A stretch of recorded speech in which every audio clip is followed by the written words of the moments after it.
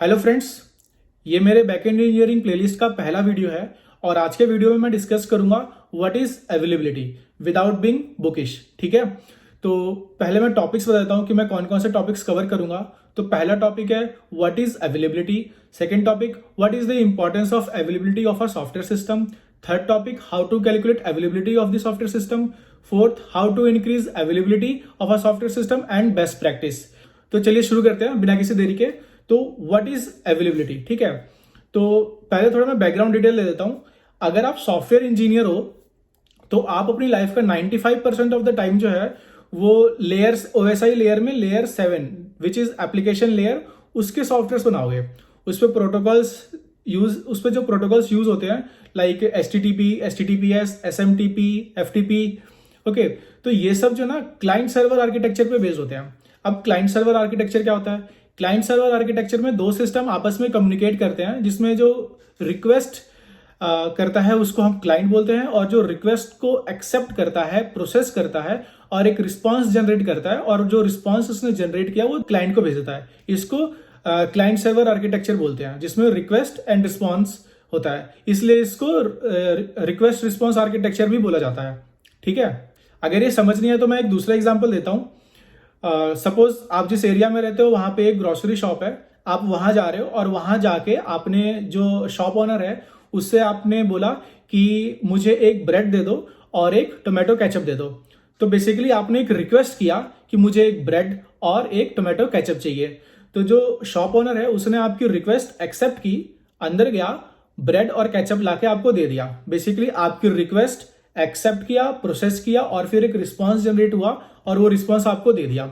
इसी को client server architecture बोलते हैं। बेसिकली दो सिस्टम कैसे कम्युनिकेट करते हैं। सो बेसिकली जो सर्वर है वो क्लाइंट की रिक्वेस्ट एक्सेप्ट करके रिस्पॉन्स जनरेट कर पा रहा है कि नहीं, इसी को अवेलेबिलिटी बोलते हैं। अवेलेबिलिटी के रिस्पेक्ट में रिस्पॉन्स का सही होना या गलत होना ये मैटर नहीं करता है। फॉर एग्जाम्पल, अगर आपने रिक्वेस्ट रेज किया है ब्रेड एंड केचप का, वो सपोज वो ब्रेड लेके आता है बट वो एक्सपायर्ड है, और केचप की बोतल की जगह वो आपको शैम्पू का बोतल दे देता है। अवेलेबिलिटी के केस में ये करेक्ट है, इसको अवेलेबल बोला जाएगा। ठीक है, सॉफ्टवेयर सिस्टम के केस में सपोज एक सिस्टम ए है जिसको इंप्लॉय डेटा चाहिए और सिस्टम बी है जो इंप्लॉय डेटा प्रोवाइड करता है। अगर ए ने रिक्वेस्ट किया कि इंप्लॉय पुष्कर का मुझे डेटा भेजो, तो सिस्टम बी जो है वो इंप्लॉय पुष्कर का या तो पूरा डिटेल भेज सकता है या इनकरेक्ट डिटेल भेज सकता है वो, या फिर ये बोल सकता है कि मेरे पास डेटा अवेलेबल नहीं है। तीनों ही केस में सिस्टम बी को अवेलेबल बोला जाएगा। ठीक है, रिस्पॉन्स का करेक्ट इनकरेक्ट होना बिल्कुल मैटर नहीं करता है अवेलेबिलिटी के केस में। ठीक है, अवेलेबिलिटी का अपोजिट होता है अनअवेलेबिलिटी या फिर इनएक्सेसिबिलिटी। तो देखते हैं इसका मतलब क्या होता है। सपोज आप शॉप पे गए हो और आपने रिक्वेस्ट किया कि मुझे ब्रेड और बटर चाहिए, बट शॉप बंद है। उसने आपकी रिक्वेस्ट एक्सेप्ट ही नहीं कर सकता। ठीक है, तो इस केस में बोला जाएगा शॉप जो है वो अनअवेलेबल है। सॉफ्टवेयर सिस्टम के केस में अगर सिस्टम ए ने रिक्वेस्ट किया है सिस्टम बी से कि मुझे इंप्लॉय राहुल का डेटा दो, और सिस्टम बी जो है वो डाउन है due to any reason, like कि वो हैंग हुआ पड़ा है, नेटवर्क आउटेज है, इलेक्ट्रिसिटी नहीं है, डेटा सेंटर डाउन है, किसी भी रीजन से अगर सिस्टम बी रिक्वेस्ट को एक्सेप्ट करके रिस्पॉन्स जनरेट नहीं कर पा रहा है, तो हम बोलेंगे सिस्टम बी जो है वो डाउन है, अनअवेलेबल है। तो जितने टाइम के लिए सिस्टम अवेलेबल होता है उसको बोलते हैं अप टाइम, और जितने टाइम के लिए सिस्टम अनअवेलेबल होता है उसको बोलते हैं डाउन टाइम। तो अब हम बात करते हैं how to calculate availability of a software system. तो इसको कैलकुलेट करने के लिए हम एक डेट रेंज चूज करते हैं, और उस डेट रेंज में हम ये एनालाइज करते हैं कि ये सिस्टम ने कितनी देर तक रिक्वेस्ट एक्सेप्ट किया, प्रोसेस किया और रिस्पॉन्स भेजा, और कितनी देर इसने कोई रिस्पॉन्स भेजा ही नहीं, रिक्वेस्ट एक्सेप्ट ही नहीं किया। फॉर एग्जाम्पल, अगर एक सिस्टम है उस पिछले 100 आवर्स में 90 आवर्स तक उसने रिक्वेस्ट एक्सेप्ट किया, प्रोसेस किया, रिस्पॉन्स भेजा, और 10 आवर्स तक कोई रिक्वेस्ट एक्सेप्ट ही नहीं किया, तो इसका जो अप टाइम होगा वो 90 आवर्स हुआ, और डाउन टाइम जो हुआ वो इसका 10 आवर्स हुआ। तो अवेलेबिलिटी जो होती है वो uptime divided by total time, that is 90 by 100 is equals to 0.9। ठीक है, तो परसेंटेज की टर्म में 90% ये सिस्टम अवेलेबल है और 10% सिस्टम ये अनअवेलेबल है।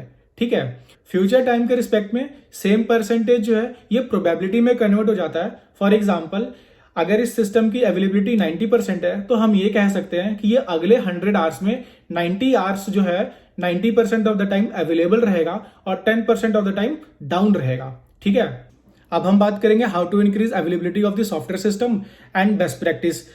अवेलेबिलिटी इंक्रीज करने का हमारे पास सिर्फ एक ही तरीका है और वो है अपने सिस्टम में रिडंडेंसी लेके आ जाओ। अब ये रिडंडेंसी क्या होता है? रिडंडेंसी होता है आइडेंटिकल रेप्लिका।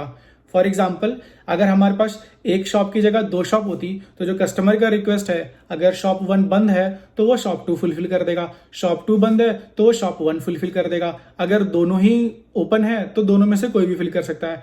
सिर्फ उसी केस में कस्टमर की रिक्वेस्ट फुलफिल नहीं होगी जब दोनों ही बंद होंगे, उसकी प्रोबेबिलिटी डिक्रीज हो चुकी है।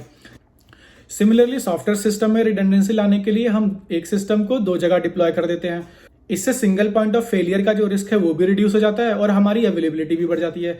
लेट्स से अवेलेबिलिटी कैसे बढ़ जाती है? तो अगर एक सिस्टम है उसका अगर डाउन टाइम जो है वो 10% है, दूसरे वाले का भी अनअवेलेबिलिटी जो है वो 10% है और दोनों आइडेंटिकल हैं और एक फुली इंडिपेंडेंट है। सो एज पर प्रोबेबिलिटी दोनों होस्ट के एक साथ डाउन होने की जो प्रोबेबिलिटी है उसको कैलकुलेट करने के लिए दोनों के डाउन टाइम की प्रोबेबिलिटी को मल्टीप्लाई कर देंगे।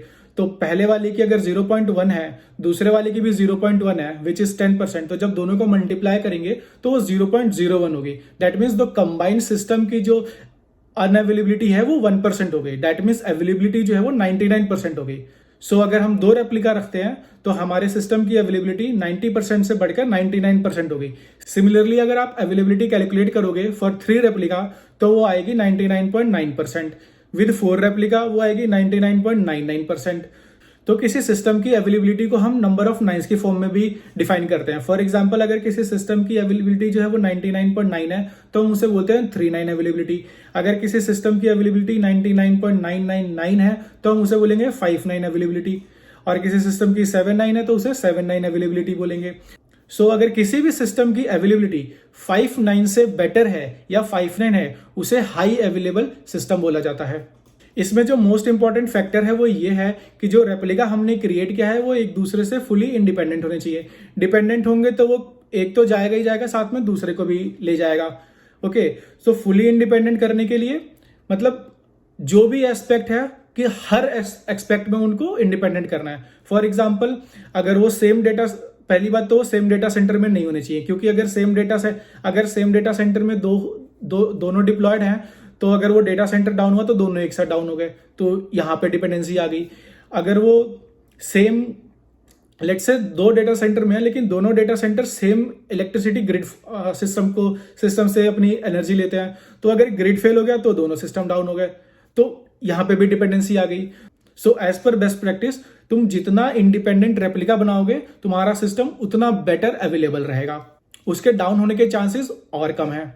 और जो दूसरा तरीका है अवेलेबिलिटी इंक्रीज करने का वो ये कि हम अपने मॉनिटरिंग सिस्टम को और बेटर कर सकते हैं। इससे क्या फायदा होगा कि अगर एक सिस्टम फेल हो रहा है तो दूसरा सिस्टम फेल होने से पहले अगर हम इसको रिकवर कर लें तो दोनों के साथ डाउन होने की प्रोबेबिलिटी और रिड्यूस कर सकते हैं। तो इससे हम हाई अवेलेबिलिटी अचीव कर सकते हैं। तो अब हम बात करते हैं कि ये बड़ी कंपनीज लाइक गूगल और यूट्यूब इतनी हाई अवेलेबिलिटी कैसे अचीव करते हैं। तो उनके अचीव करने का तरीका भी सेम ही है। वो अपने सिस्टम की 1-2 कॉपीज नहीं बल्कि 20-30 कॉपीज बनाते हैं और सिर्फ एक ही जगह नहीं, 1-2 डेटा सेंटर में नहीं बल्कि पूरे वर्ल्ड के सारे डेटा सेंटर में डिस्ट्रीब्यूट कर देते हैं। तो लाइक उनके 3-4 कॉन्टिनेंट में 4-5 डेटा सेंटर हैं, उन सब में 1-1, 2-2 कॉपीज उनकी चलती रहती हैं। तो इसी तरीके से अगर हमें अपने किसी सिस्टम को हाईली अवेलेबल बनाना हो तो हम ये चीज फॉलो कर सकते हैं। और जो मैंने आपको बताया इसका प्रैक्टिकल भी करके दिखाऊंगा अपने आने वाले वीडियोस में, जिसमें मैं एक वेब एपीआई एक्सपोज करूंगा और उसको 3-4 होस्ट पे डिप्लॉय करेंगे। कर्ल कमांड या पोस्टमैन से उसको रिक्वेस्ट सेंड करके देखेंगे कि रिस्पॉन्स आ रहा है कि नहीं, और 1-2 होस्ट को उड़ा भी देंगे चेक करने के लिए कि रिक्वेस्ट जो है वो मल्टीपल होस्ट से सर्व हो रही है कि नहीं। ठीक है, तो ये था अवेलेबिलिटी के ऊपर मेरा वीडियो। अगर आपको ये अच्छा लगा हो तो आप अपने फ्रेंड्स में शेयर करो ताकि उनको भी ये नॉलेज मिल सके। और अगर मुझसे कोई गलती हो गई हो तो प्लीज कमेंट बॉक्स में लिख देना मेरी नॉलेज के लिए। और अगर आपको ये वीडियो अच्छी लगी हो तो आप इसको सब्सक्राइब कर लो ताकि सिमिलर वीडियोस जब मैं अपलोड करूं तो आपको एक नोटिफिकेशन मिल जाए। तब तक के लिए बाय।